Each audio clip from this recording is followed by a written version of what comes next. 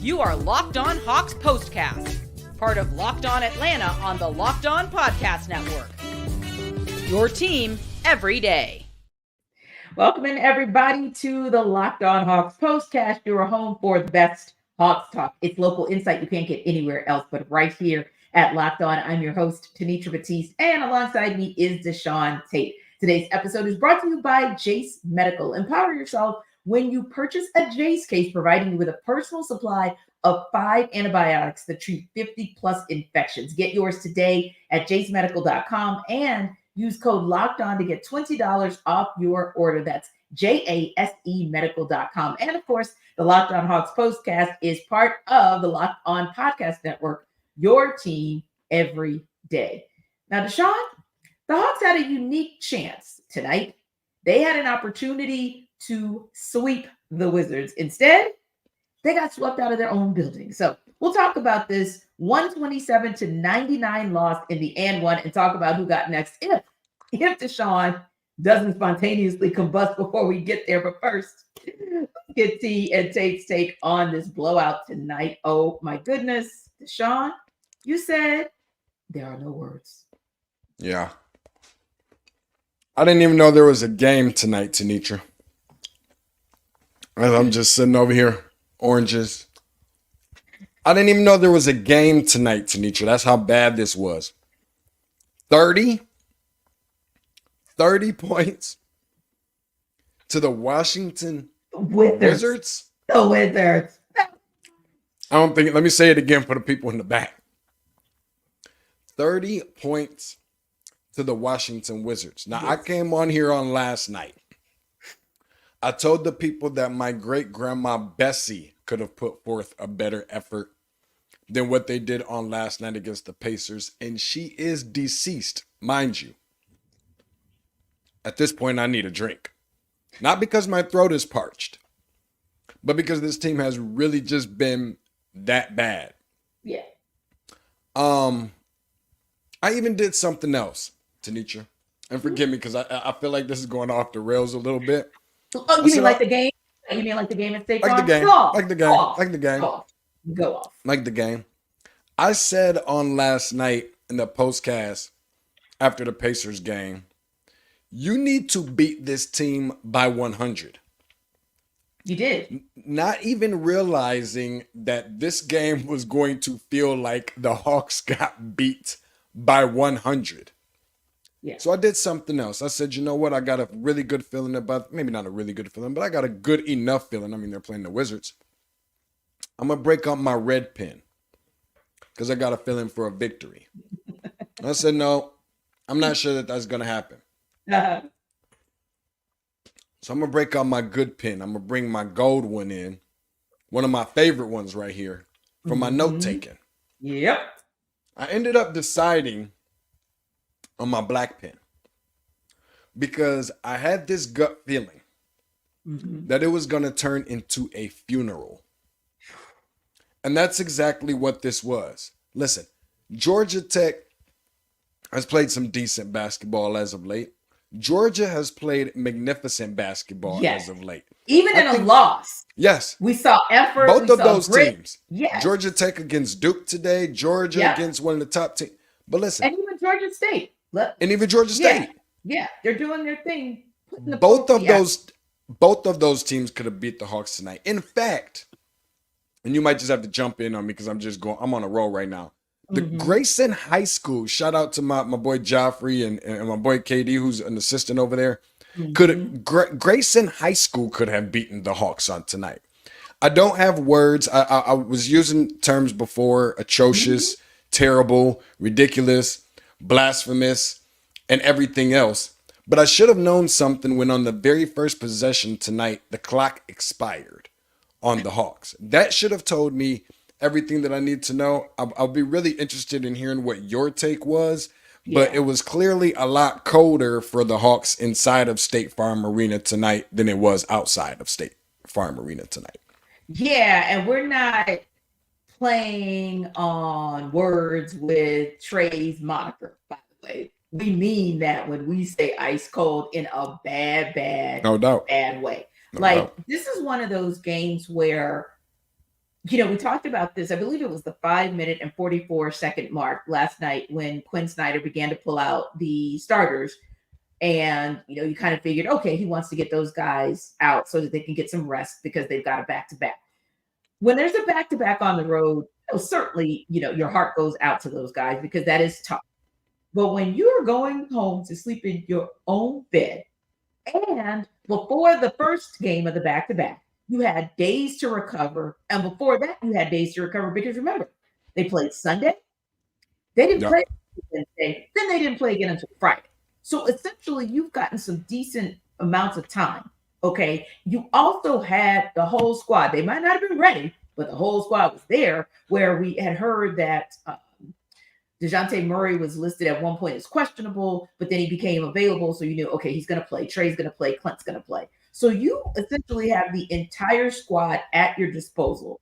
And yet, 34.4% from the field, another abysmal night from three, 28%. And you know how I feel about that 73% from free throws. Like, I'm not going to restate that from last night, but you know how I feel about that.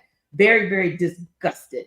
And the team that is the worst defensively in the NBA, you should never have a stat line when it comes to defensive rebounds or steals or blocks in their favor. The Wizards out-rebounded you 54-50. They had one more steal than you, and they had two more blocks than you. In what universe? Oh, and wait, I got another one for you. Points in the paint. Points in the paint, 60-36. We've got it. You and I do have to revisit this, and we can talk about it in the and one. We talked about the front court and how that made a bit of a head scratcher for us last night because the Pacers are small enough, or were small enough, for the Hawks to be able to do something, especially with Clint Capella being back. Why in the world is that number 60-36? That is unacceptable. Unacceptable.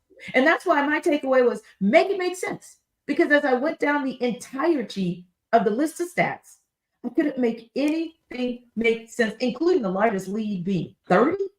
Now, this is a team.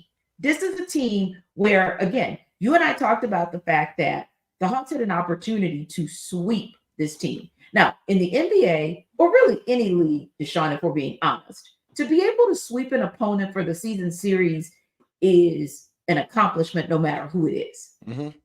So I would have still given the Hawks all their flowers if they had completed the season series, because it's still an NBA team at the end of the day. However, this team gets to go home and say, we got our 7th win on the road. We spanked them in their house. We made them look like they absolutely didn't want to play. 7th win of the season, Wizards, who had lost 7 straight before they walked into State Farm Arena. Worst defensive rating in the NBA, worst rebounding team, and it's not even close. And you got out rebounded tonight by the worst rebounding team in the league. A lot, DeShaun. Like their number 30. The number 29 team is like way here. And then you take a drop off and it's the Wizards. And then you are favored by 8 points and you lost by 28.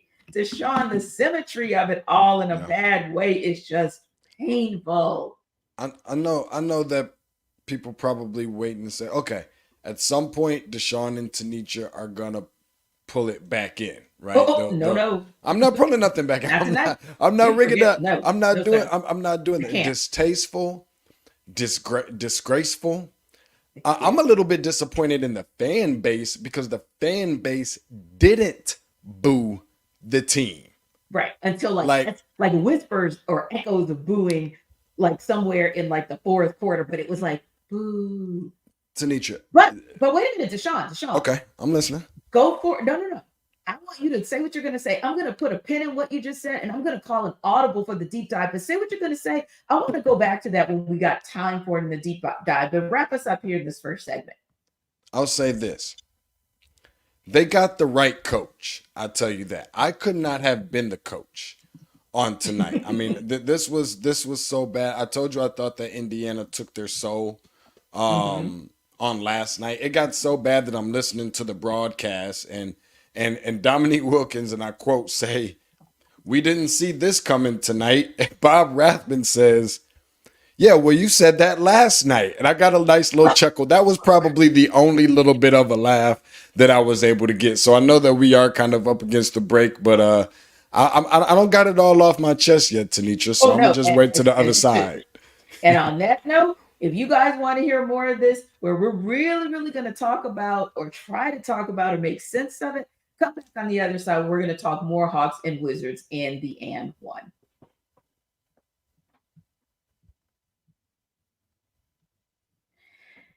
Now, guys, something that might make you feel, I don't know, a little bit better about life is our sponsor, Jace Medical. This episode is brought to you by Jace Medical.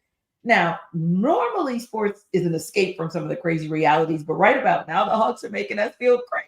And it's tough, but real talk. There are actually things in life that make you concerned about your health. I spoke to someone tonight who is just dealing with some of the crazy weather in terms of our up and down. It's 56 when you are at high noon, and then it's like 26 when you're going to bed. You can get really sick with all of those changes in the weather. And what if your pharmacy runs out of antibiotics like amoxicillin, where the FDA is actually afraid that that might happen during the worst flu season in over a decade? Well, that might make you feel helpless. That might make you feel helpless for yourself or your children if you have kids, but there is a solution, and that is Jace Medical. The Jace case is a pack of 5 different antibiotics to treat a long list of bacterial illnesses, including UTIs, respiratory infections, sinusitis, skin infections, among others. This stuff could happen to any of us. So visit jacemedical.com and complete your physician encounter. It'll be reviewed by a board-certified physician, and your medications will be dispensed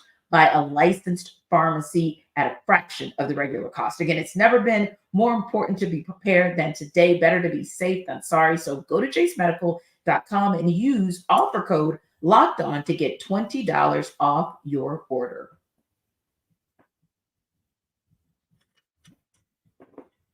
All right, Sean, when I looked at the fact that the Hawks were only down by 5 at the end of the first quarter, bad, until you consider that they went from scoring 25 points in the first period tonight against the Wizards to 22 in the second.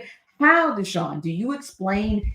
To me, that's a lack of effort on offense. And this is where the Hawks are supposed to make their mark. They're one of the highest scoring teams in the NBA. You don't explain because you can't explain. And can't is a word that I've been telling myself since January 1st of 2024 that I would no longer use. This team has given me no choice. 13 days in, as I'm trying to better myself by not using words any longer that has anything to do with doubt. Here I stand or sit and sing myself saying it again because it was just that bad. I mean, think about it. We were just on here, 24 hours ago? Yeah. Talking about how you cannot afford to be bad on both ends of the basketball. And that's something that rarely ever happens. Offensively and defensively, this team was bad yet again. I feel like guys who never get in the game are getting in. The team managers are having career high nights. Yes. I mean, the Wizards are out there having fun. They're down 20-something, 30 points. They're out there swagging and surfing. Like, I want to make sense of it. I want to be able to understand. I want to be able to comprehend. I want to be able to overstand. I want to buy it. Yeah. There was also some comments in the post-game press conference, to my understanding, by one number 11, talking about how, we need to be better and we will be better. I don't even want to hear the lip service at this point. And everybody knows that there aren't very many bigger advocates of Trae Young than myself. And this ain't one that you just point all on number 11. This is pointed at every person. So I've been told from a young age, you point the finger at one person, you got to point, you always got 3 pointing back at yourself. Everybody has to be held accountable on the coaching staff, the front office, the players, you name it. The water boy for making, not making sure there's enough cold water in the bottle. I don't know what it is, but everybody has to take accountability for this. Mhm. It doesn't make sense of me for the life of me, but Yeah. I know that with having to start somewhere in order to try Mhm. to attempt to turn things around and Yeah. gather some understanding of all of this, it's simple. It's got to start on the defensive end. It can't start anywhere else. And Right. this team is lacking exactly what I thought that they've been lacking for quite some time. They don't Mhm. have the vocal leadership in that locker room. That doesn't Yeah. mean that guys don't try here and there, or other guys Sure. on the court. The vocal Mhm. communication, I think that's something else that Quinn Snyder mentioned in his post-game presser. There Mhm. isn't that communication there, and that is a much bigger piece, Yeah. of something, probably the biggest piece in basketball Mhm. that when it comes down to determining, wins and losses on the record book, because it's not going to Yeah. show up on the stat sheet. Yeah, I would absolutely have to say the same. And it is frustrating because you say to yourself that you get to a point in place where you can't keep saying in a post game presser, and not just Trey, that's whomever, because others Hmm. have said it as well. Hmm. It just so happens that I believe have been his post game comment tonight. But you can't keep saying we know we have to and we will, but then you either don't do it or you certainly don't do it on a consistent basis. Otherwise, you couldn't be at a season low 8 games under 500 after a 28-point loss to the lowly Wizards. Game 41 is upon us, and you could be anywhere from 5 games under to 11 games under Hmm. 500 at the midpoint of the season, which you just can't have that happening. And for me, I think the most concerning piece of this puzzle is the fact that, in all honesty, we're talking about a team that seemed to lack effort. Because you're not going to convince me Hmm. that there was effort Hmm. when the only time you put forth the same energy as the Wizards was the fourth quarter, which was kind of like a trash quarter at that point, Hmm. where Hmm. you tied 28-28. Okay, fine. But other than that, I got nothing. And that concerns me because, again, this is a conversation that you and I are having far too often. And speaking of that second half, you go to the third quarter and the Hawks gave up 40 points to the 6-31 Wizards. I mean, how do you explain your defense allowing this to happen? Because here's the thing that I need you to make me understand if you can. Number one, how'd you get outscored again? By Yeah. 12 points last night in the third quarter, and then again tonight, 16? 12 Yeah. points by the Pacers, and then you let the Wizards one up you by 16 in the third quarter. And then number two, while I understand kind of, the Pacers, I mean, they can put up points. So 31 in a quarter wasn't shocking. Yeah. But the defense, how did it allow 40 points for the Wizards to shock? Listen, I don't even want to hear an explanation at this point.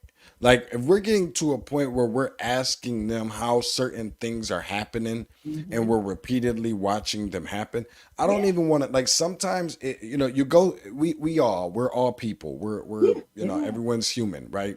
We Yeah. all go through things in life, right? That aren't always so great all the time. And Right. sometimes we wonder, why is this happening to me? Mhm. And just the way that I believe in who I believe in, just Mhm. walk with me for a second.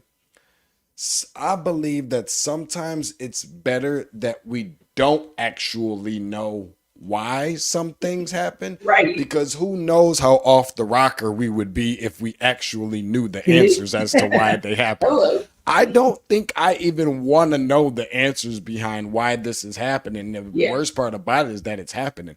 I mean, But this you is know a what? team that, while they did shoot 34% from the field on tonight, Right. it got as bad as 21% when they were deep into the game. And Yeah. if I'm trying to make that, like, I want to make a statement. Like, Yeah. I want to make a statement, and I think that the bench or the rotational guys should start the next game, or the game after. I really believe that. That you've got to send a message from Yeah. somewhere. But I Mhm. think you forget this. I would have much rather this happened against the Pistons, who I know are really bad but are Mhm. trying hard as hell, Yes. than it happened against the Absolutely. Washington Yep. Wizards, who is clearly, right, trying to essentially tank on purpose. Like, Mhm. they were trying to lose games and they're beating you by 30. Yeah. They're beating you by 30. And the thing of it is, going back to that stat before we go on, because I want to ask you a couple more questions as well, kind of follow up on something that was really important that you mentioned earlier. But when you look at the standings, right? And of course, right now the Hawks are technically 11 in the Eastern Conference. But the stat that sometimes I look at is where you are street-wise, right? And the teams kind of around you and what they're doing. And granted, they're in good, bad company in that sort of play-in space, if you will, because granted, the Bulls, they just won one game. Brooklyn has lost 2 in a row. Toronto's lost 3. The Hornets have lost 4. And the Magic lost 3. So those teams that are kind of 3 above you and kind of 3 below you, okay, they're middling like you are as well, and kind of worse than middling. But let's look at the teams that you're trying to get up in and be in their space. The Knicks, they just won 1 game, right? But they're 6-4. At least they have a winning record in their last 10. The Cavaliers, 4 straight wins, 7-3 in their last. And don't get me started on the Pacers that have now moved into that top 4 echelon of the Eastern Conference, 9-1 in their last 10 games, 3 of which they played without Tyrese Halliburton. They won 3 straight.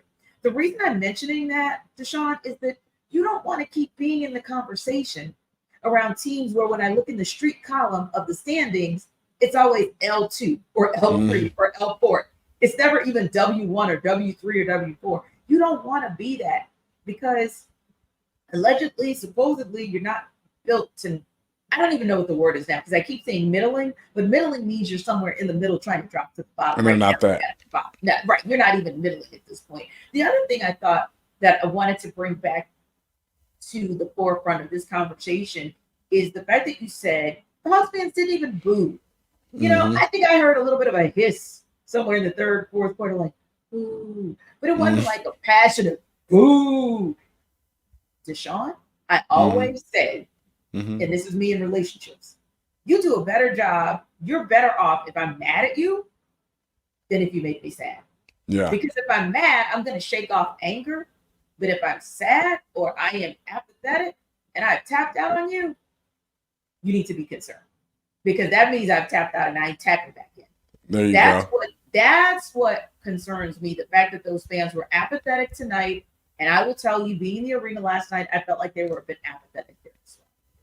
Well, I'll say this real quick before we jump to the next segment is that it feels like a tank job.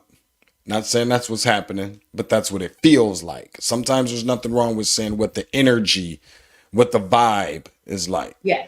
But the only reason why you probably didn't hear very many boos is because there was too many freaking people looking down and had their faces in their phones while the game was going on. And I can't blame them one single bit as to want to know and keep up with what's going on in the outside world than it is the product that is actually, happening on the floor. I want there to, I don't want us to be having this conversation, right. But sometimes these conversations need to be had. And I feel like they owe everybody. They owe the people at the game. They owe the people that's taking out their time, watching these games on television. And some of these people, the kids are suffering from, not going to bed on time or getting the bath water run for them on time because people are making time for their Hawks. And you've got some diehard Hawks Nation, diehard Hawks fans out there. And for this to be happening, this ain't about somebody being hurt or, guys were out or load management and all that kind of, no. Yeah. You mean to tell me that this is trying to compete? I have a hard time believing it. I think that's such a great point. An entire squad showed up in terms of the injury report, but an entire squad didn't show up in terms of the mindset. I would rather them just set the game out. Yeah. And the thing about it is nothing. I think you said it again last night, but it resonates even tonight. Nothing explains what it is that we've been seeing, and that's the troubling part. There's not one thing. There's not one specific thing where it's like, oh yeah, we'll tweak this or tweak that makes it okay. But we'll talk about it because hey, they got next in less than 48 hours. We'll talk about it when we come back.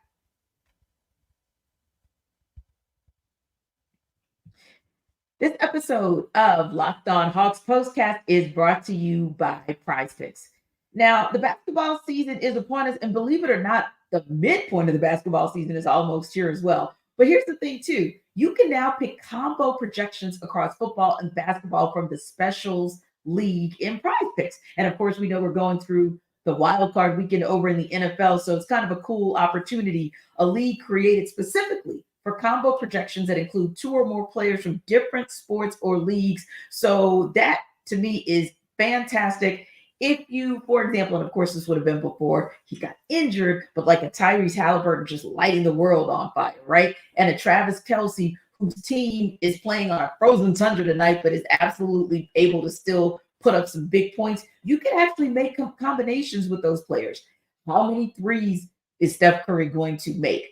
How many receptions is Travis Kelce going to have? You want to play alongside some of your favorite players? You can also find community plays where you can play against Meek Mill or the comedian Andrew Schultz under the promos tab of the app to view entries from some of the biggest names in the PrizePicks community each week. And don't forget, they offer a reboot policy so that your entries stay in play even if one of your players gets injured. So, you want to know how to get to PrizePicks? Really easy. Go to prizepicks.com/LockedOnNBA and use code LockedOnNBA for a first deposit match up to $100. Again, prizepicks.com/LockedOnNBA, LockedOnNBA for first deposit match up to $100.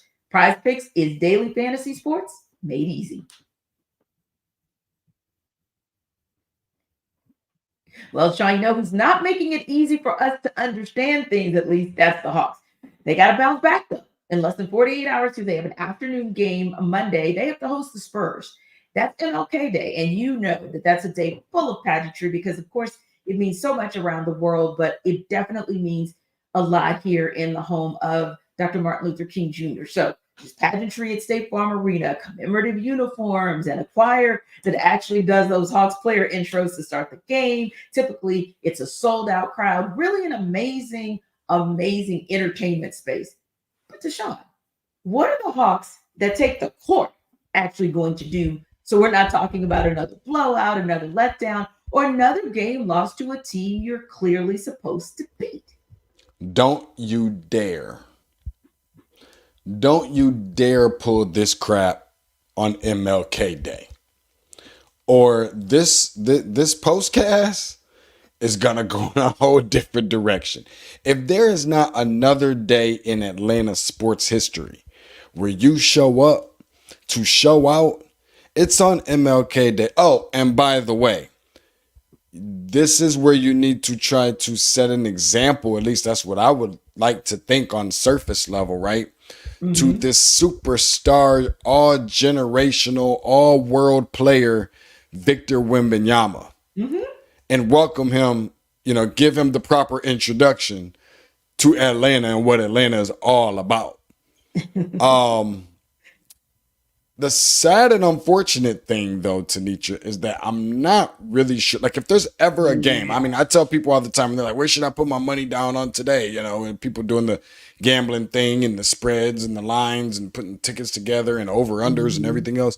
Right. It's always usually a given. Take Atlanta on MLK Day. It just kind of always makes sense. Yeah. I don't know about 48 hours from now or less than because it's such an early game. I don't know. I hope we're not in another instance where it looks similar to this. And then we don't see on a back-to-back night, and this is just my own personal beef, where you don't see AJ Griffin and you need 3-pointers desperately. I'm not sure that if I was AJ Griffin, that when my number was called, I would have said, no, you go check into the game.